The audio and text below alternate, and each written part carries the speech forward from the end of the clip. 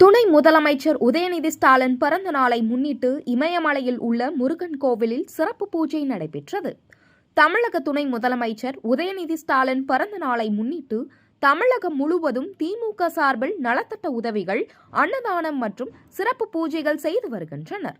அந்த வகையில் இமயமலையில் உள்ள உலகின் மிக உயரமான முருகன் கோவிலான கார்த்திகேயா கோவிலில் திமுக நிர்வாகியும் மாவட்ட அரசு குற்றவியல் வழக்கறிஞருமான ராமசேயோன் தலைமையில் வித்தியாசமான முறையில் கொண்டாடப்பட்டது. 3000 மீட்டர் உயரமுள்ள இந்த முருகன் கோவிலுக்கு குதிரை மற்றும் கால்நடையாக சென்று துணை முதலமைச்சர் உதயநிதி ஸ்டாலின் பெயரில் சிறப்பு பூஜை செய்தனர். பின்னர் ஏழை எளிய மக்களுக்கு அன்னதானம் மற்றும் வஸ்திர தானம் ஆகியவை வழங்கப்பட்டன. नक्षत्रोजातयाः मान्वमिगु मुखा स्टालिन नामधेयस्याः धर्मपत्न्याः अश्वती नक्षत्रोजातयाः दुर्गामा नाम्न्याः यजमानस्याः कुमारः உதயநிதி ஸ்டாலின் அவர்கள் मुरुशीर्षा नक्षत्रोजातयाः उदयनिधि स्टालिन नामधेयस्याः.